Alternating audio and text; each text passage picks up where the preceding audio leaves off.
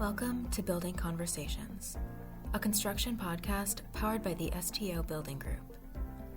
On today's episode, Saege Steele, EOP and Controls Manager at LF Driscoll, speaks with Blane Stoddart, President and CEO of BFW Group, and Mike Delaney, Executive Vice President of LF Driscoll, about LF Driscoll's fresh approach to creating a more diverse and inclusive atmosphere in construction. Hello everyone, my name is Saege Steele and I am the EOP and Controls Manager on the Penn First project here in Philadelphia.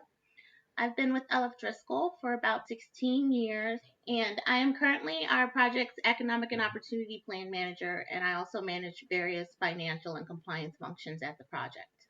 For those of you that are not aware, Penn First is a $1.5 billion IPD hospital being built for the University of Pennsylvania here in West Philadelphia. Today I'm joined by Executive Vice President of LF Driscoll, Mike Delaney, and CEO of the BFW Group, Blane Stoddart, to discuss diversity and inclusion in the architectural, engineering, construction industry. Hello, gentlemen. Hello, Saege. I'd like us to get started, and you can give us a little background on yourselves and your roles at your companies. Mike, if you could begin for us, please. Sure, thanks, Saege. Thanks for having me. So I've been with the company since 1983. I started as a messenger, worked my way up, and now I'm an executive vice president. Spend most of my time through the estimating department. But now in my role in the leadership of the company, I do help and lead most of the diversity efforts for the company, and I'm really pleased to be part of today's podcast. And I'm equally as pleased to be here with somebody who's helped me and helped Driscoll be a market leader in D&I, Blane Stoddart. And Blane, why don't you introduce yourself and tell us a little bit about BFW? Thanks, Mike. Thanks, Saege, for having me. My name is Blane Stoddart. I run BFW Group. BFW provides construction administration, construction project management, cost estimating and scheduling, QA/QC, quality control. We provide project engineers, and we work with owners, and we work with large construction project managers in the greater Philadelphia region. We're very proud to partner with LF Driscoll, and we're proud to be here. Thank you both so much for that. So let's just get right into it. So diversity and inclusion hasn't always been a point of focus in our industry. How has the construction industry approached diversity and inclusion in the past, and have you seen a shift to that in the recent years? So, diversity and inclusion in construction has been around, at least most of my career, in the mid 80s, we started it. And it was a very prescribed process. You have outreaches, you solicit bids, you take bids, you define low bidders, you award to the low bidder, you hope it's a diverse contractor, you do your best to shepherd the diverse contractor through the work. But it wasn't like it is now. There has been a shift in the world. And a good diverse company president gave me a quote the other day that kind of embodies what the new attitude is. And what it is diversity is a fact, inclusion is a choice. And I think today that's where we have to be, is inclusion is a choice. That prescribed method that we did for the last 25 years only led to so much and so little success. It didn't build a lasting industry and supply chain for majority companies like ourselves to work. And I think that there is a new realization. I know for me, about 4 years ago when I started on the Comcast project, that client was supportive of anything we could do on the diverse side. And we were able to do outreaches to folks like Blane.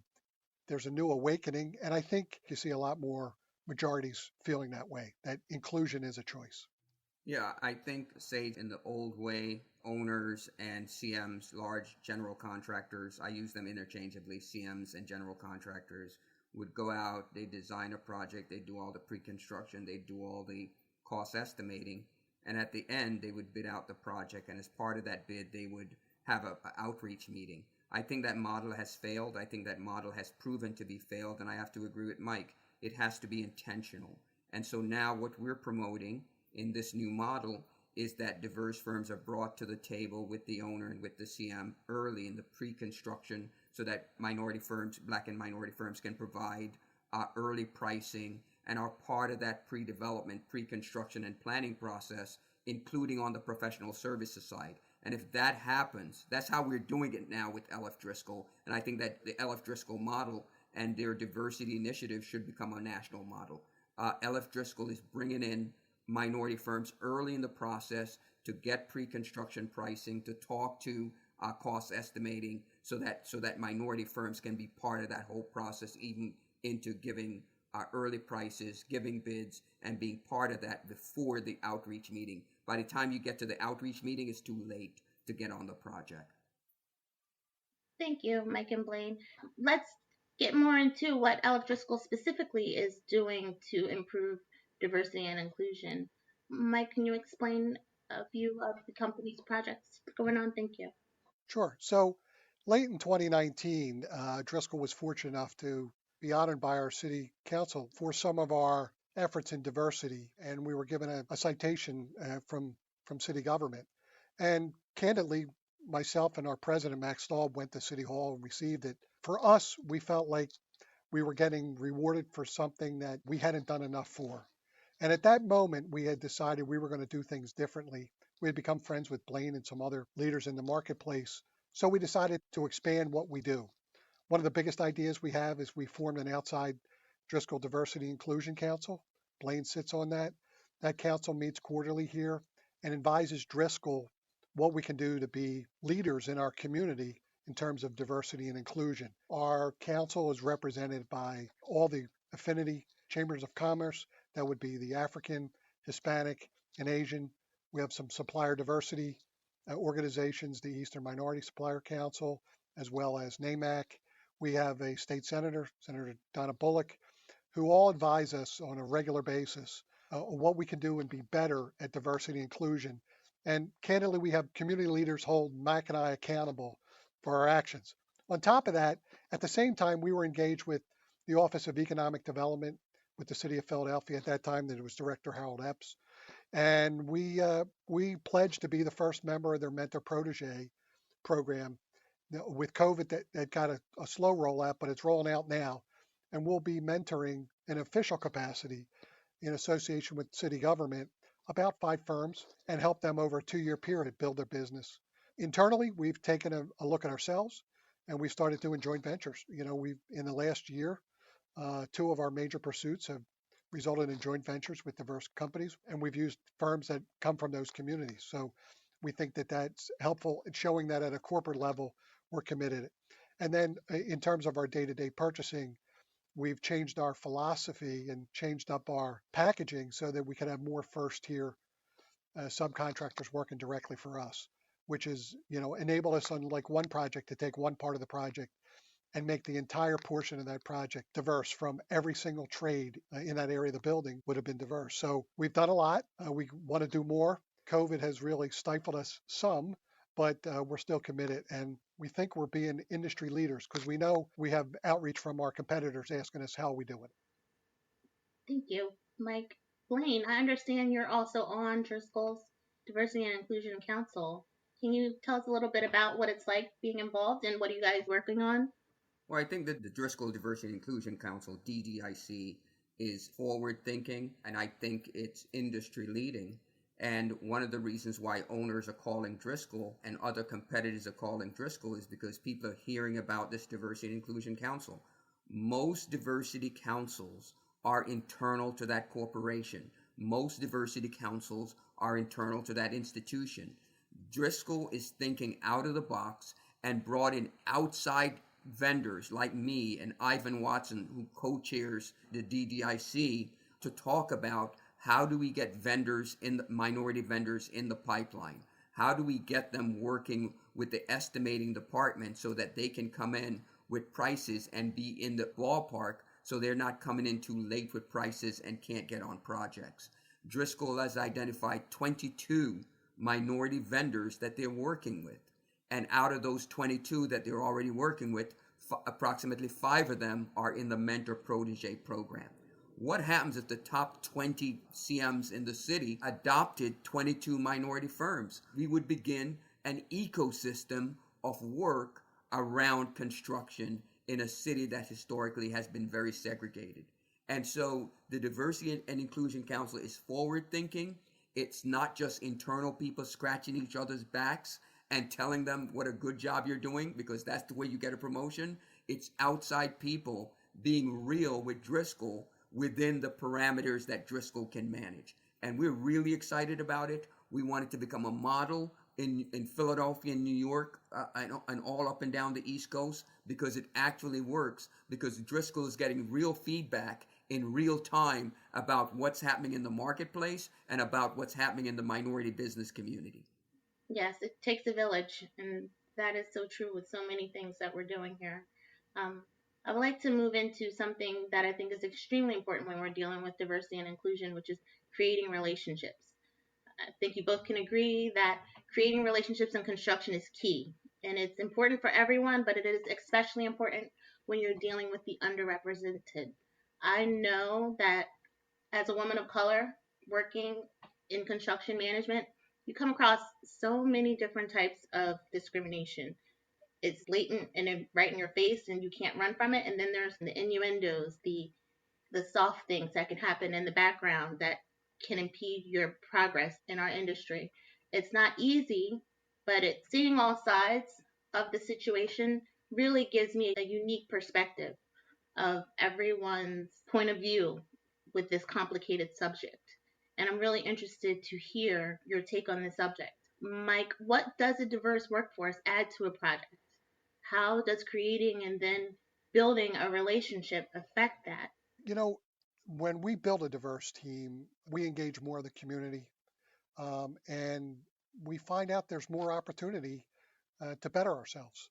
I think my life's been enhanced and my career's been enhanced by, what Blane has brought to Driscoll in terms of opening our eyes about how we can do things better with diversity. I think it makes us a better company. Initiatives like safety, quality, and diversity can only make a company better at building.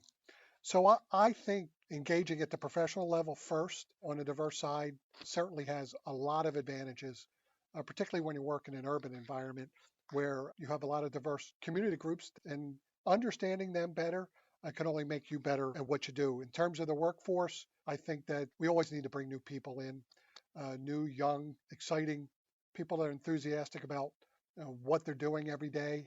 I think that the younger generation candidly expects diversity. So, it creates an atmosphere of excitement and positivity that we may not have in another generation. So I think I think diversity in the workforce can bring nothing but a positive. And I think you can look at other industries and you could see that as well. Thank you, Mike. Blane, would you like to add on? Again, all the studies have shown that diversity leads to increased profits and return on investments. Companies that practice diversity, according to the Wall Street Journal and some other studies that have been done, have a 36% higher return than companies who do not practice diversity. As it relates to Driscoll and the Diversity and Inclusion Council in Philadelphia, we find that Driscoll has a competitive advantage. I'll repeat.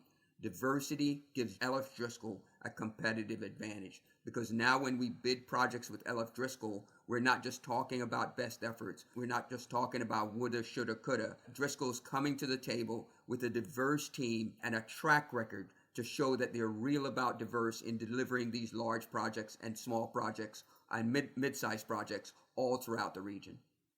Thank you. So, Blane, I hear you have a very interesting story about how your relationship with LFD began. Would you care to share? Oh, absolutely. I was at a meeting. It was the Comcast project, which we're going to talk about later. That's how I met Driscoll probably 4 or 5 years ago. They were doing the Comcast project. The Comcast project required a 30% participation rate. And as you know, there's no ecosystem in Philadelphia. We're just starting to build out an ecosystem. And because of Comcast, Driscoll was adamant about going out in the community, doing outreach, and getting minority vendors to work with them. And I was leaving a meeting because I don't like outreach meetings, as you probably figured out by now. And Angela Dow Burton from the city of Philadelphia, she was the city's OEO rep, says to me, "Did you meet Mike Delaney?" And I'm like, "No, I'm going home. This is just another outreach meeting."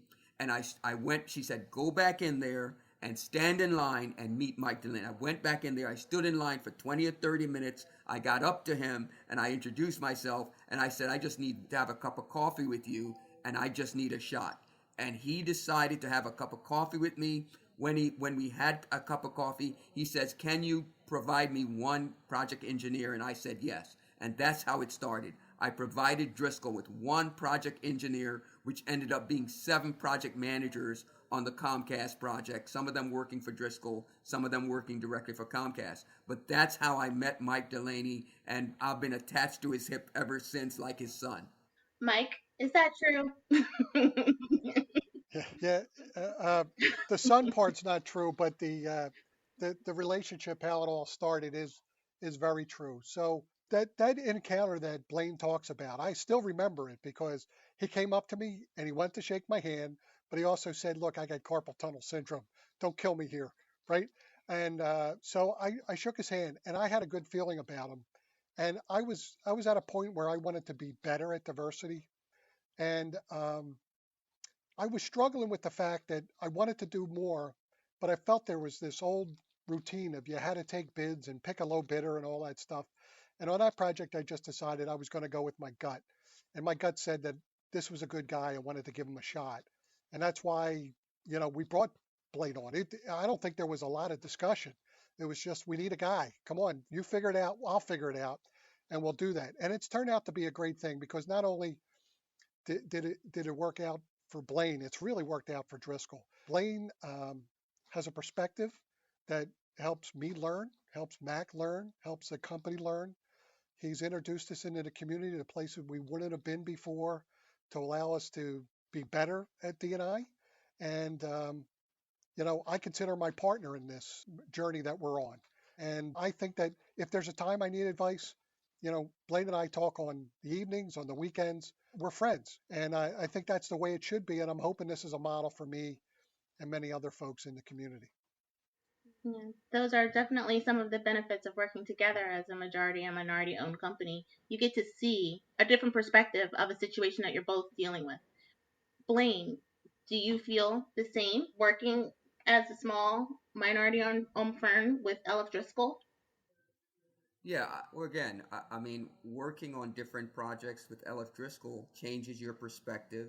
You get to understand their operations, their paperwork, and you get to understand how you get paid, and you get to understand how they think about pricing out projects, and you get to look under the hood. And what that does is it builds capacity. We're always talking about capacity, capacity, capacity.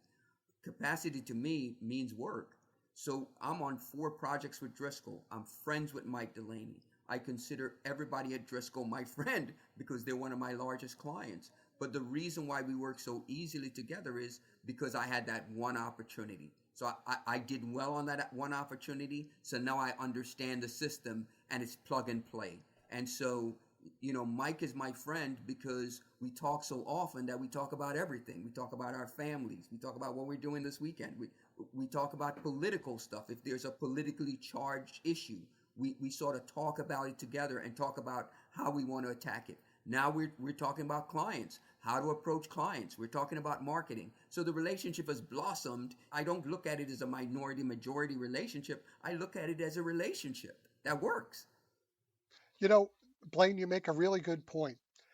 Blane, in his assistance of us on the D&I, he acts as almost as he's a majority, and he's the advocate for other minority firms. He does have a bit of a mentor streak in him, but something that I have noticed is that Blane's not in it for himself. He is trying to create an ecosystem, and he wants to be known for the guy who helped build that ecosystem as much as Mac and I do.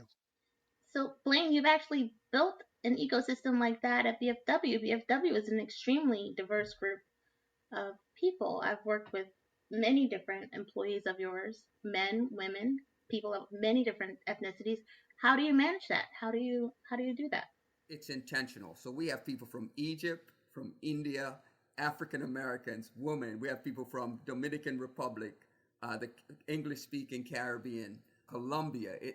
We're just the world. And again, we want to walk the walk and talk the talk. So we have gone out of our way to bring on diverse candidates. because we're one of the poster children in Philadelphia for diversity. And so, we just hired a white architect. So diversity cut both ways. It cuts both ways. I mean, we have whites, blacks, Latinos, Indians, Egyptians. Everybody is in our firm. We have a staff of 18 and we're growing.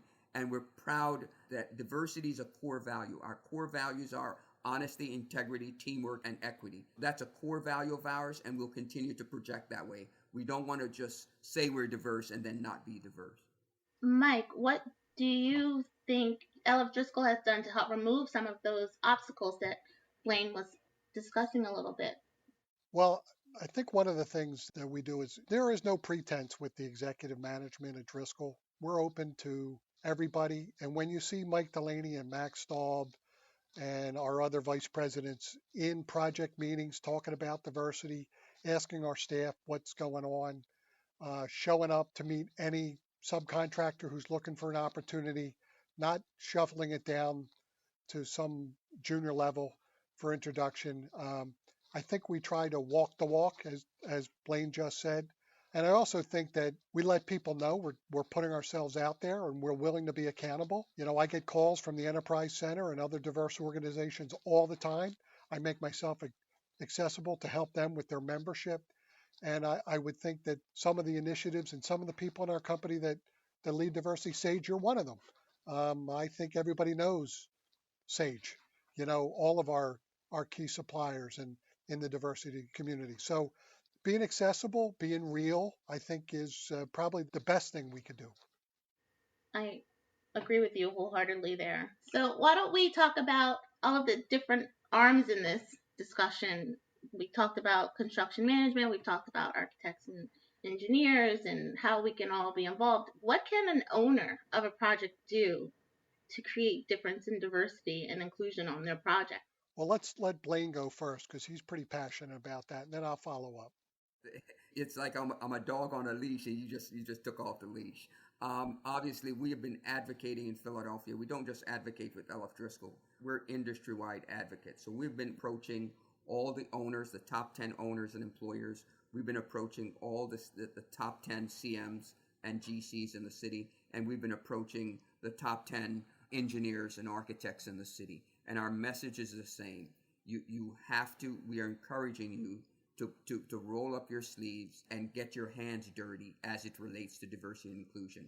What has happened historically in the city of Philadelphia is that the owners have a diversity goal and they put it all on the general contractor and all on the CM. We're saying that that's not fair. We're saying the owner must take a leadership role in diversity and inclusion. The owner must promote mentorship.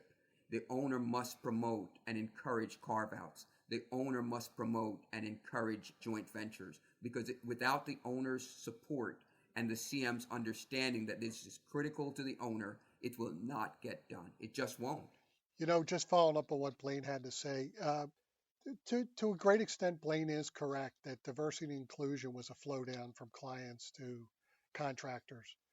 And I think when contractors have the support of the owners and are more engaged with the community, our diversity and inclusion just goes up by a factor of 2. At times, it's not just knowing who the diverse contractors and individuals are, it's getting them to be enthusiastic about being on your project. So I can tell you that if you look at a project that has an engaged owner who gives some leeway to the construction manager, general contractor to be innovative in their purchasing and partnering, you'll get greater diversity. And at the end of the day, that's good for the owner too. I see a change in the owners.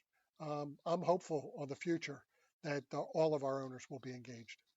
As am I. So we're talking about our projects, the end result. How do we get more women and minorities involved in construction, design, and engineering? I'm talking more about the education side of it. Blane, have you had any thoughts about what design or engineering and construction firms can do to encourage more women and minorities to pursue careers in this industry? I think everybody has to go out of their way, and everybody has to be innovative. Everybody has to be forward thinking. What BFW is doing, we go out like to Drexel University And now we see a lot of our vendors going out to the trade school out in Delaware County. So we have to start at the high school level and encouraging minorities to get into construction or engineering. We have a scholarship program. I'm involved in a nonprofit which Mike supports, Young Caribbean. And through our scholarship program, I met a young black female civil engineer. We've already told her we're going to hire her. Do I have a job for her? No, I don't have a job for her, but I already made her a promise because we have not met a black female civil engineer. We're going to hire this person. And if we don't hire her, I'm going to go to Mike and I'm going to say, Mike, you got to hire this person till I can hire her back. So if you're not intentional, you cannot find minorities because the field there's just not an education program. We have to start an education program to encourage minorities to enter construction and engineering and architecture. And again, people make six figures. A lot of times in the black community, people think that you have to play basketball or you have to be the CEO to make six-figure income. A lot of people in construction, engineering, and design make really good incomes. I can't find a senior scheduler, somebody who does construction scheduling. I can't find a senior person who will work for less than $150,000. You just can't. And kids don't know this in college. Kids don't know this in high school. So it goes with education, recruitment, and retention. Blaine's absolutely right on the education side. And architecture and engineering does have a lot of diversity in it.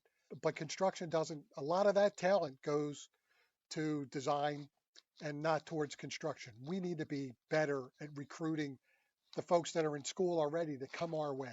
Some of our business seems a little old-fashioned and archaic, and engineering and architecture seems to be more techie than what construction is, and we need to work on that. We also need to work on the trades in the fields. We need to do what we can to help the high school kids coming out get into the trades. Number one, they need to be sponsored, they need to be welcomed, they need to be at it, and then they need to be employed. We have some innovative programs where we sponsored kids out of high school right into the trades, trying to help them get to a point where they can pass an apprenticeship test and stay within the trade. But there's definitely more effort that needs to be made to attract engineers and architects to come in and work for us, as well as getting young folks into the trades. Yes, we definitely need to advertise a little better and explain what we do. I think we need to remind people of the opportunities available within the building trades. I have one final question for you guys. Local government. How do you feel about getting city or local government, or even the federal government for that matter, more involved in injecting more diversity and utilization of minority and women-owned AEC firms? I get so many different mixed opinions about what we think should and could happen, and I'm interested to hear what you both think. I don't think we need any more regulation, but I think the innovative things that we need to do, I think city government needs to do. So I'll give you a couple great examples. The Meta Protege program that we're participating in is sponsored by the Office of Economic Development for the City of Philadelphia. Having them as a sponsor is a great thing and it's helpful, but they're really relying on private industry to make it happen. And we're excited to be a part of it. The fact that they could create a platform to attract all kinds of institutions across the city to be supportive of it, I think is great. I also think things like we have in Philadelphia, the Rebuild Initiative, which is essentially 100% exclusively diverse companies doing certain size work for the city Department of Recreation and the free libraries. I think they're great examples of what city government can do to help build that ecosystem. The Project Rebuild is a lot of small opportunities for a lot of folks to build what they need to get some capacity to come and jump on projects for us. Again, I have to agree with you, Mike, that we don't need more regulations and we don't need more paperwork. I think a lot of time government response to a problem is to pass another law and force everybody to file another report. We have enough failed reports in diversity and inclusion, and we have enough glossy brochures that say we're doing things that we're not doing. What the government needs to do, and this is where I encourage the government, is to create an atmosphere of innovation, create an atmosphere so that majority firms and minority firms can meet each other and do business together. Let me give you a good example. The Office of Economic Opportunity years ago, every month would have a networking session where they would bring in 3 majority firms that are doing business with the city to meet the minority firms. I went to one of those meetings, Mike. This is the second time I got a meeting at a networking event. So again, relationship.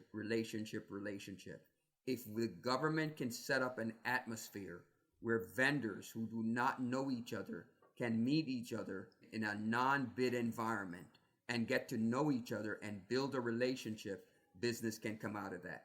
Finally, education. The government needs to set up a system in cities like Philadelphia where people can get educated to come into the trades. So the unions have training money. The government could partner some of their government training money, like Philadelphia Works, to take kids out of school, young people out of school, and begin to teach them the trades and to get them prepared for the apprentice exam. The government can take some of the money at OIC and some of the other training programs, which is Department of Labor money, for our returning citizens, people that are coming out of prisons, to train them to get into the unions. The government can create an atmosphere where local unions, like Local 332, which is the laborers union, they were supposed to be an entry point into the union and then into the trades. That did not happen. So the government can be like a broker to create an ecosystem for workers and businesses in the construction trade in Philadelphia, in a city that's been most segregated. And there are people like us, like BFW, like LF Driscoll, that are doing our own thing. But the more government support we have, the more leverage we have from the government and from the ownership community, would make us even more successful and help us to meet some of our goals. It takes a village. Unless we have everyone's involvement, that's what's going to make this successful. So thank you both for talking with me today about this subject. To recap our discussion today, there are a few things that pop out in my mind to create or promote and improve the culture of diversity and inclusion within construction. And first and foremost is leadership buy-in. You have to walk the walk and talk the talk all at the same time. Owner commitment, early purchasing involvement, and creating and building relationships is paramount. Is there anything else that either of you would like to touch on before we sign off? Saege, one thing I would just want to say for those who are listening is that you got to give this a shot, and you got to let down your guard, and you got to really look to make some friends. You know, part of my success at D&I is because I have friends. And look, if you make it personal, you'll be very successful, because you don't like to be unsuccessful in your personal life. So if I could give anybody a simple lesson, you know, just make it personal. Try to make a friend. Everything else, the percentages and all the other stuff will work itself out. So, you know, that's my point of view. And that's what Mac and I are trying to do with all the initiatives we started in 2019 and 2020.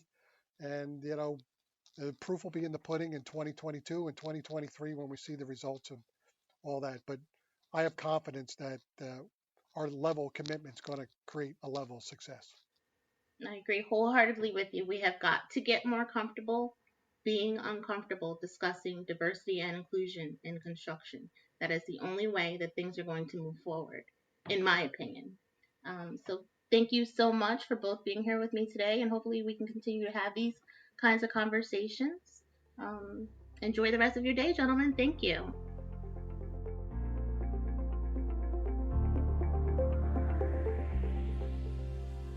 Thanks for listening.